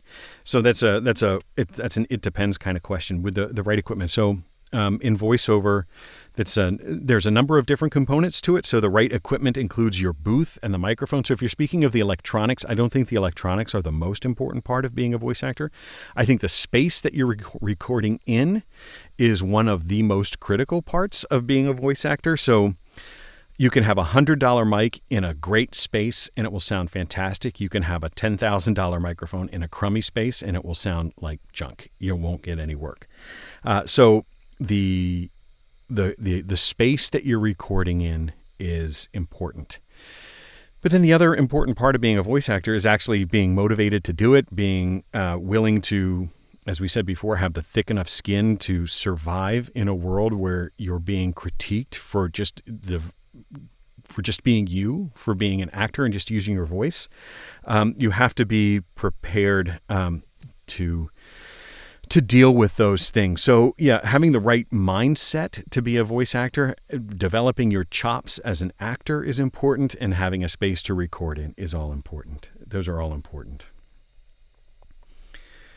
Do you still use and recommend a whisper room for podcasts and voiceover work? Yeah, I can absolutely recommend a whisper room.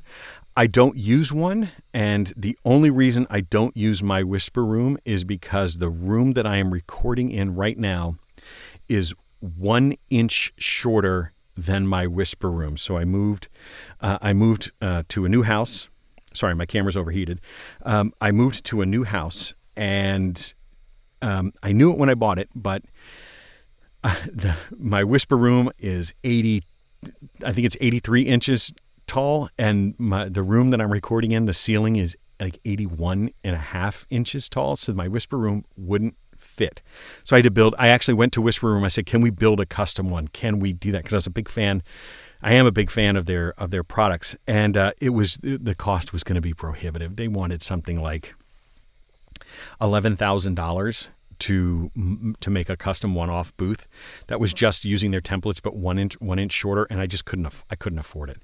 And so I went back and I built one sort of knowing what I knew about Whisper Room and my mostly mediocre carpentry skills. So I built a booth, and that's the booth that I'm in now, but it's modeled very much on what I knew from the Whisper Room that I had. But I can absolutely recommend a Whisper Room. They require acoustic treatment.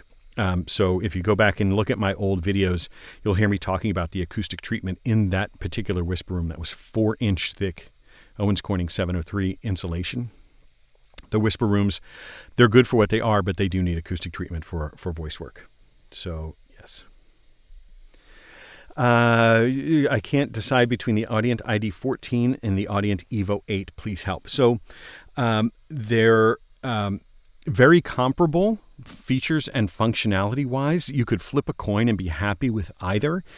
I personally, if it's me making that choice, where am I sending the money? I would probably go with the ID14. And the reason for that is, the reason I would go with the ID14 is I think it matches a little bit better the way I typically work. And that is, I like the form factor of it. I like having the physical knobs. I like having a knob that I can just set and be perfectly content at where the gain is set. That makes the most sense for me. On the other hand, the Evo 8, the thing I really like about the Evo products is you can save the state of the device from project to project. And that's something you can't do with the ID14. So I mentioned before that I have this ID14 down here for this long-term project that I'm working on because I have the gain and everything set perfectly and I don't want to mess with those settings.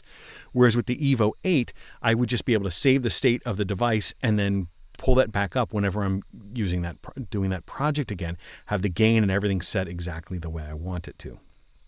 So for me, I think I would probably still personally buy the ID14. It feels like a slightly more durable unit. I like the knobs. I like having the physical switches.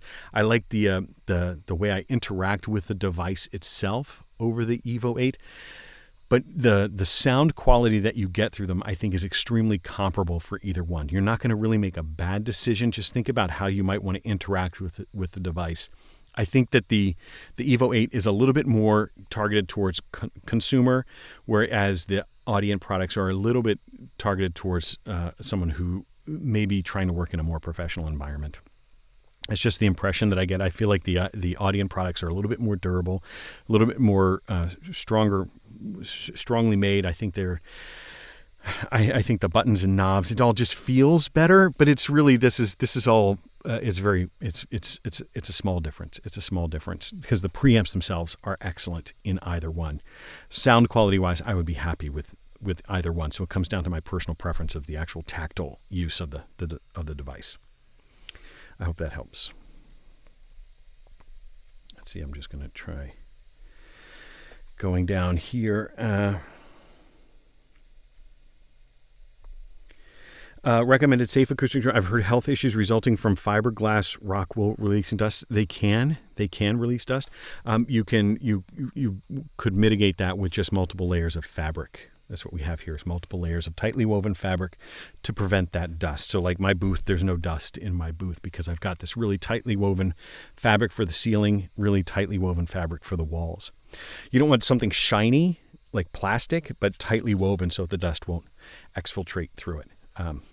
But yeah, I wouldn't use like burlap because then dust could make its way out of that fabric. But otherwise, I mean, we use rock wool in our insulation in our houses. So the fiberglass, the OC703, which is fiberglass, I would be more worried about than with the mineral wool. I think it's the shape of the dust is different. The fiberglass is glass, and that could be dangerous to inhale. You always have to use like an N95 mask if you can get them for working with the fiberglass. But yeah, you should always manage the dust.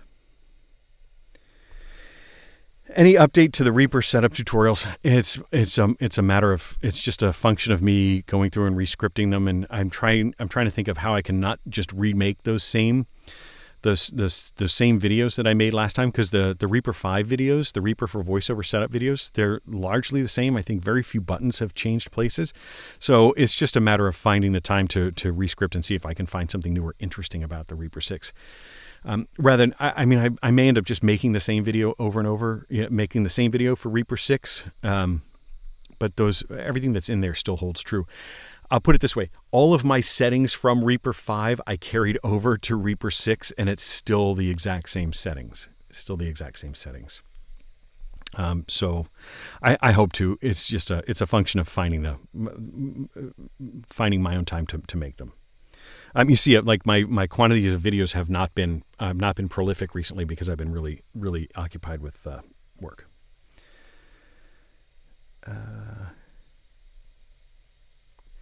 Do I ever use the Shure KSM44A? I've never used that, but don't send me any microphones at the moment. I'm so far behind on reviewing microphones. If anybody loaned me anything, I'd be it would take me so long that it would take months before you got it back, and so I'm not accepting any mics at the moment. So, but I appreciate it. That's cool.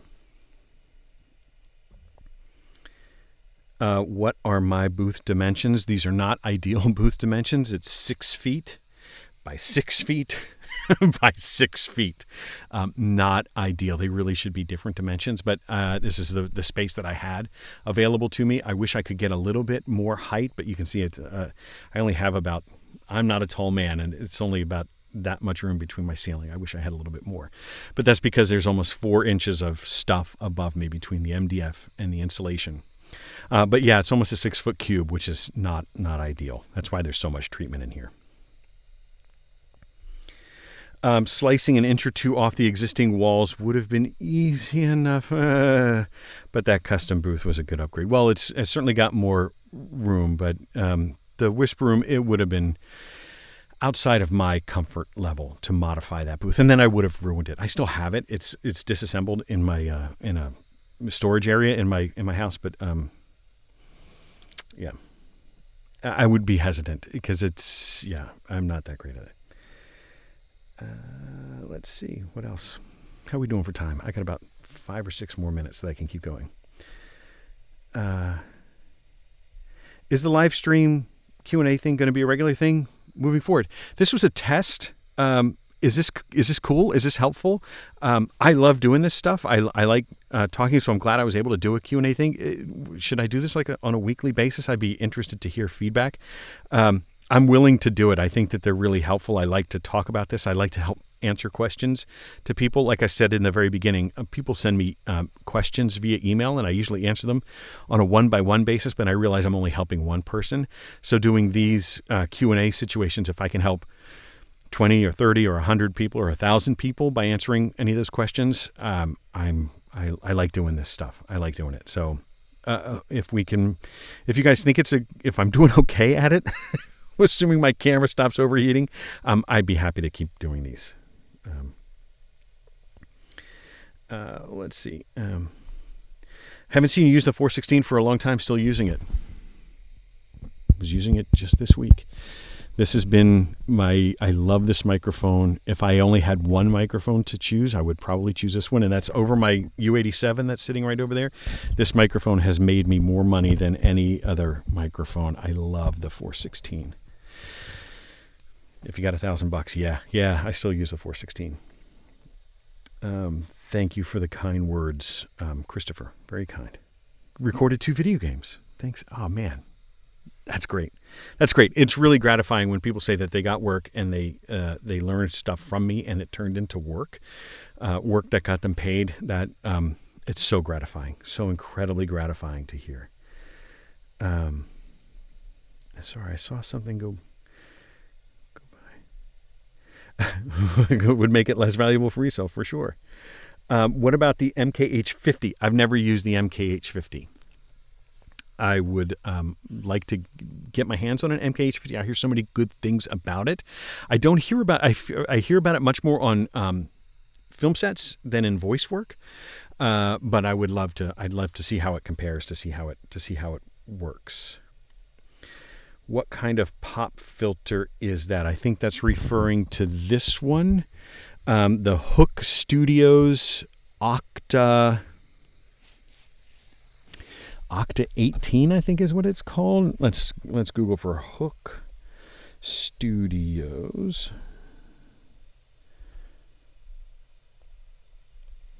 Let's see. The Hook. Yeah. Let's see. Pop filters.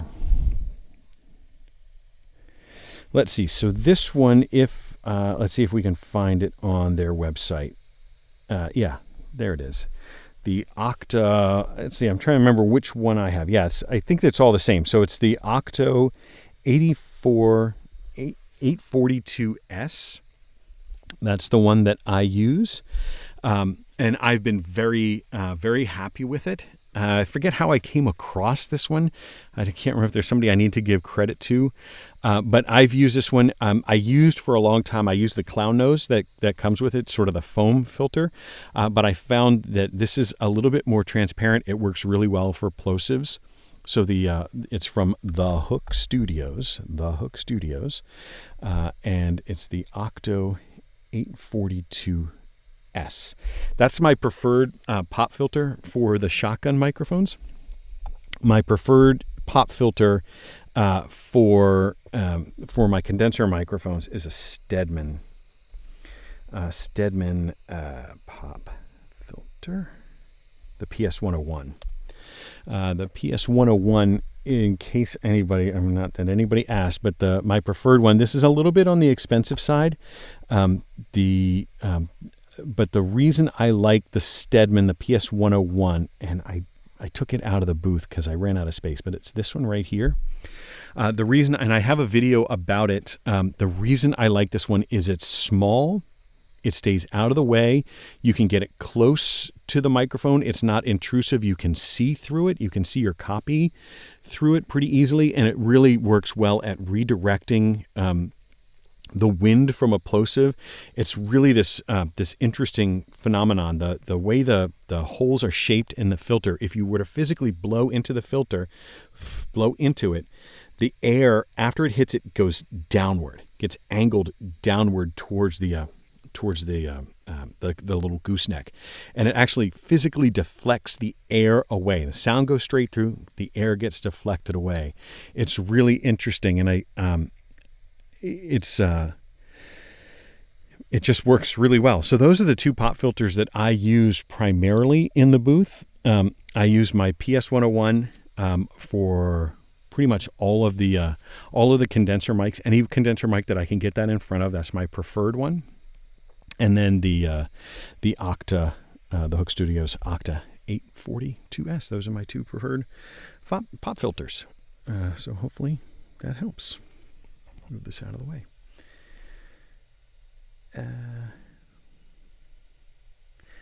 I use a small K&M fabric filter. It works okay and is small enough not to be annoying. I think it comes down to personal preference. Some people like the great big ones. Some people have dual layer ones. I know Bander from Podcasted, she's got this thick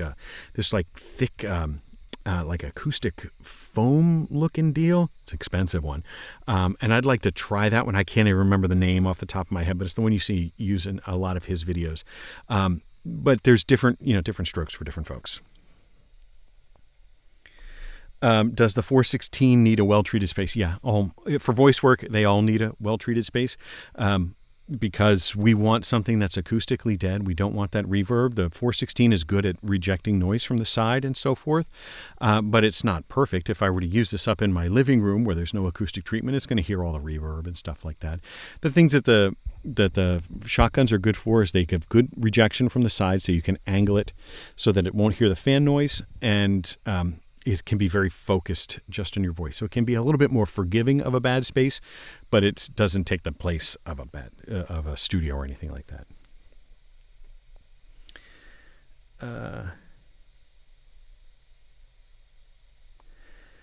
How would you go about making a demo if your entire set of abilities would be making voices instead of long-form readings?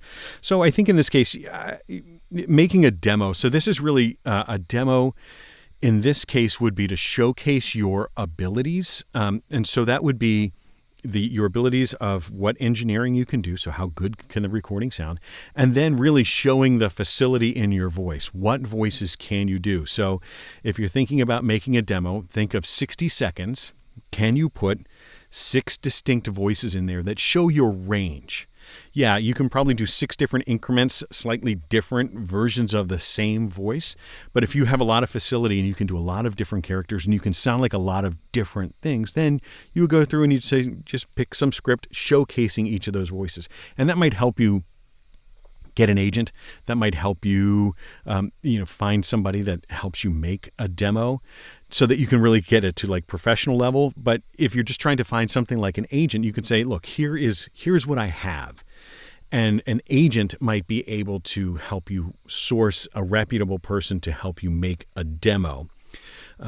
Those are the kind of things that you do. But in the beginning, when you don't have anything, you just would record to the very, very best of your ability the voices that you can do, that show you the range of what you can do. That's how I would do it. And I typically, what I did, like when I cut my demo, we made like, mine was for commercial purposes. We actually recorded like 10 60-second commercials. And then we found the best 6 or 7 seconds from each of those commercials and we cut them together. But they were 6 or whatever it was, 9 or 10, whatever, actual finished produced commercials. And then we cut them up and put them together. But they were invented commercials because I didn't have any work at that time. And then we put them together. But I would take that same approach. Yeah, you're not going to sound like you were on TV because you're not, you're probably not engineering it to those same ways, but that's what I would do.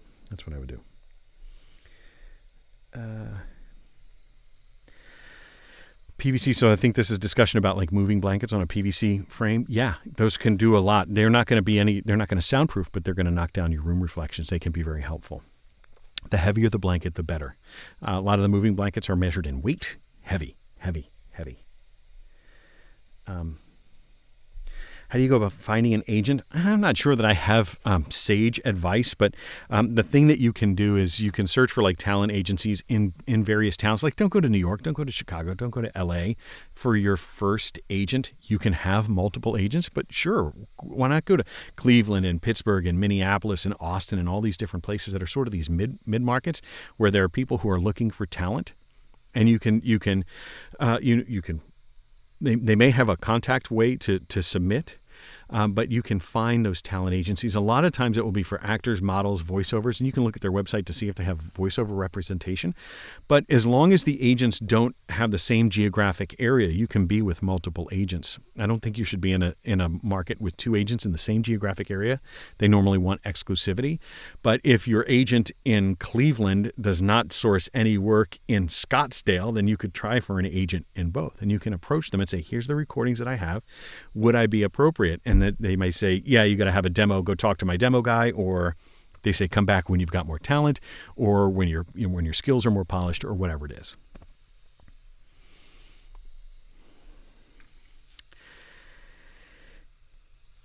What audio interface software can we use to improve audio quality? In Audacity, you can do a lot of cool stuff. You absolutely can. Any other recommendations? Reaper. Sort of the answer to that is Reaper, R-E-A-P-E-R, Reaper.fm is where you find it, Reaper.fm. That's a DAW, inexpensive, the unlimited trial, and that will give you all the access to all the tools that like the professionals use, and you'll be able to, if you can learn that, that will give you access to all of the tools to make all of your sound better, whether you need improvement in clarifying things, audio repair, or sweetening or effects or anything like that. Reaper will get you there. What are my preferred plugins for use in my DAW? My preferred plugins are the Isotope plugins, which I don't think I'm breaking any new ground there, but I bought RX I maintain my subscription to RX Standard, so right now I'm on RX 8 Standard, and that gives me access to the tools that I typically use. My default chain, I've got denoise, and I've got mouth declick. You probably hear it along the way. You can get clicky as you talk for a long time. That noise, that clicky noise. I use that. Those are my 2 main ones. I may use their de-esser from time to time if I find that for whatever reason, when I'm recording, that there's an S sound that's problematic. I use the de-plosive. So if I need to fix a take, you can just highlight that little section and say, take that plosive out. You don't do it on the whole long track. You just do it on the little sections. But the de-plosiver can really save something. If you send a little plosive into the microphone, that can really help. But the Isotope plugins are great. I also have the Waves, many of the Waves plugins that I will use from time to time, mostly for other projects. Like I really like the camera died again. I like the Waves convolutional reverb. I think it's their IR reverb is what it's called. So when I've needed to do special effects to simulate an environment that I'm in, the Waves convolutional reverb, their plugin is really good. The Waves X Click has been good for clicks and pops. It was what I used before I could afford the mouth declicker. So if you can't afford Isotope's mouth declick, the Waves X Click is also really nice. Those are the ones that I prefer, but I have a bunch. It's I use the VSTs that come with Reaper are great. So I still use, even though I have other compressors, I still use Recomp as my preferred compressor. I still use Regate as my preferred gate. And so yes, this one Ultracoder, where there are two other plugins that I use all the time. One's called Soothe from I don't know how you say it. Oak Sound, OEK Sound. Their plugin called Soothe. I really like the way that it's a very subtle effect, but it can add clarity to your voice. The Soothe plugin, it's expensive. It's like $300. I don't recommend it unless you know that you want it. And then if for ducking, Ultracoder, if you're looking for one that will duck, a plugin that will duck a music bed from your voice, that's a little bit more precise, look for one called Track Spacer. Track Spacer, what that does is that looks at the current moment of the voice and will create an EQ curve to negate that out of the music bed. It creates space in tracks. You can sidechain from the voice to the other one. And Track Spacer, if you're looking for ducking. So what Ultracoder is talking about here is if you have music happening on one track and your voice happening on other, you'll hear it a lot where the music overpowers the voice. So what you can do is you can have an effect on that starts listening to your voice, and whenever your voice is present, it turns the music down automatically. That's called, it ducks the music down, so it reduces the volume of the music. And the Track Spacer plugin will add, it's a little bit more sophisticated. Rather than just turning things up and turning things down, it actually does it based on an EQ curve, which is really, really handy. So Track Spacer. But those are ones you use. The Isotope, and I use Track Spacer, and I use Soothe, and I use the Reaper plugins. Those are my favorites. Yeah, Jonathan, thank you so much for the super chat. I'm grateful for it. RX8 Standard, it is like a DAW in itself. It's got a cool editor and all this stuff, and it's got like all this like spectral editing, really precise stuff. It's got a really extraordinary bit of repair that you can do with it.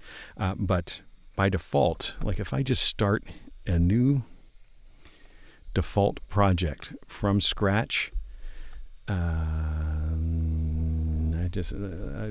don't want to do that. Let's do File, New Project in a tab. My project. There's a window that's going to be on the other screen. Let's cancel that. My default chain when it comes on. So you can see I start with the voice denoise. I do the mouth declick, gate DS comp, the Reaper EQ I love, and the master limiter just in case it really doesn't engage unless I physically need to make it engage. But that's what my default chain looks like right now whenever I start a new project. And these are the two, the repair that I need to use most frequently.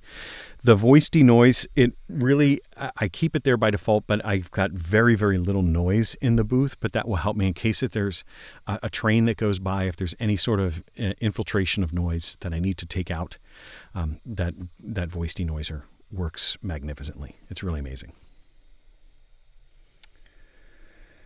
Let's see. I am running desperately long here, so I've only got let's go until 25 after. Let's see. You mentioned that you took a voice acting class. Did they teach you how to use the software at all? No. The class that I took was only about the acting aspect and the business aspect of it. Working with an agent, sourcing business and things like that. They didn't teach any of the technical side. At the time, most of the work that I was sourcing, I was going to a studio. And so I didn't need to necessarily learn it, but I really wanted to learn it. I wanted to be able to record at home. I wanted the best possible sound at home. Set me up well for later work. But no, that class didn't teach it. That was mostly just an acting class.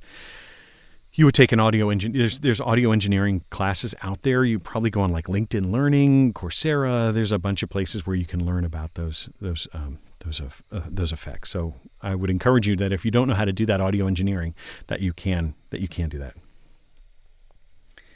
Benny, yeah, of course. It's just, you gotta pay me by the hour. So yeah, you could do that. Sure. I think that's still speaking about. I don't use. I think that's talking about iZotope. I mostly use the iZotope plugins within Reaper. I'm not particularly savvy with the iZotope editor. I know it's pretty capable. I don't use it very much.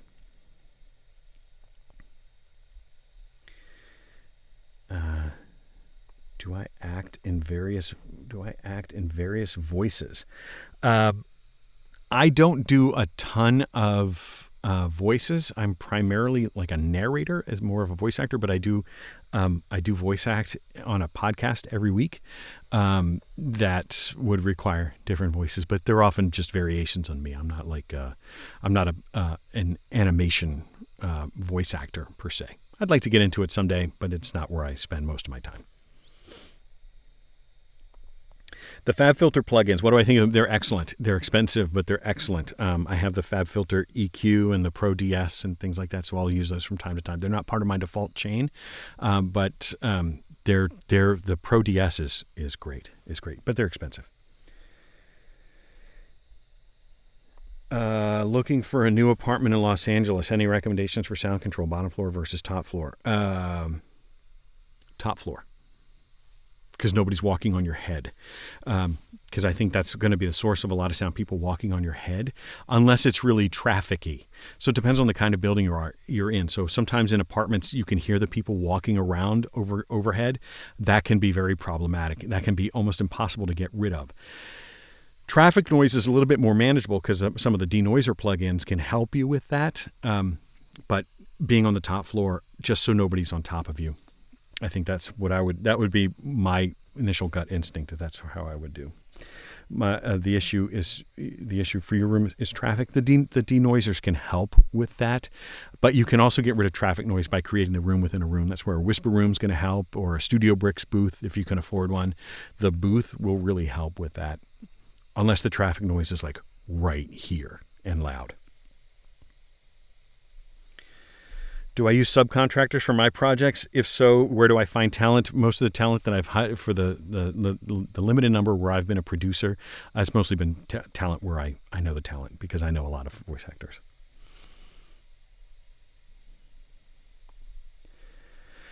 Oh, Benny, I've had that microphone offered to me a couple of times. It's such a what a wonderful mic, but I have not had the time really to spend to get to know it. I don't feel like I've ever been able to give it a fair review. I've had it once somebody loaned one to me, and I've never really had the ability to give it a fair review. I would love to, but I feel like I don't know that I could give that one a fair review on its own.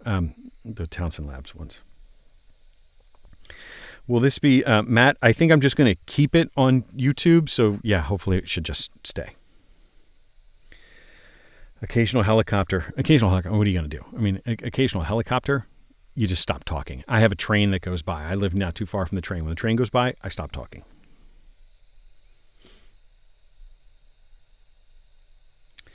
All right. I think, sorry, the questions are still coming fast, but I have, who sent a $50 one? I didn't even see that. CFX Music. Wow, so incredibly generous. I'm sorry I didn't see that go by before. And if I've missed anybody else, it's hard for me to. It's my first time. I'm not adept at it. But thank you so much. Wow, the generosity is unbelievable. Unbelievable. Thank you so much. Thank you so much for the super chat. Really grateful for it.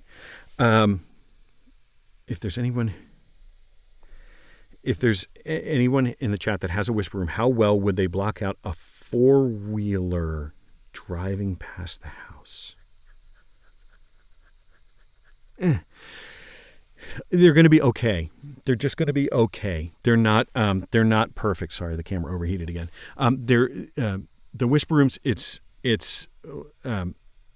airtight, but it's only MDF, so the sound's still going to get through. It's going to reduce it quite a bit, but it's not going to make it so that you can't hear it at all. By a four-wheeler, I'm assuming something like I'm thinking when you're talking about a four-wheeler, like a professional lawnmower.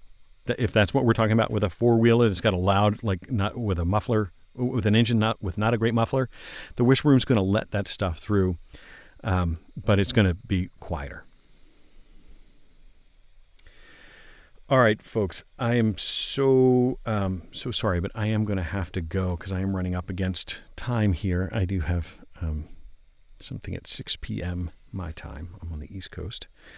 The dual wall, yeah, it would be better. It would be better, but it's not going to be perfect. It's MDF. It can only do so much. There's only so much mass there. Everybody, thank you so much for your time. I feel like this was a successful live stream. I did not expect to talk this long. I didn't realize so many people are going to join. Really, I'm so incredibly grateful. I'm so incredibly grateful for everybody coming in and just hanging with us for all this time. I am going to leave this up on YouTube. I think there's probably a button I need to click that will just make this a live chat.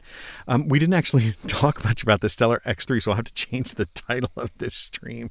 But yeah, and we'll do this again. I think we'll be able to do this again. So thank you all. Thank you all so very, very much. I'm really grateful for it. ERJ, you missed it. Yeah, but it'll be available. And I'll try and maybe what I'll do is I'll try and make these so that I announce them a few days in advance so that I think I can schedule a time when they go live. So I'll try and do that again. But thank you all so very much for participating in this with me. I'm really grateful for it. Thank you all. Have a great day. Have a great day. And I wish you all the best. Now, go get yourself a mic. Get out there and record something amazing. Take care. We'll talk to you later.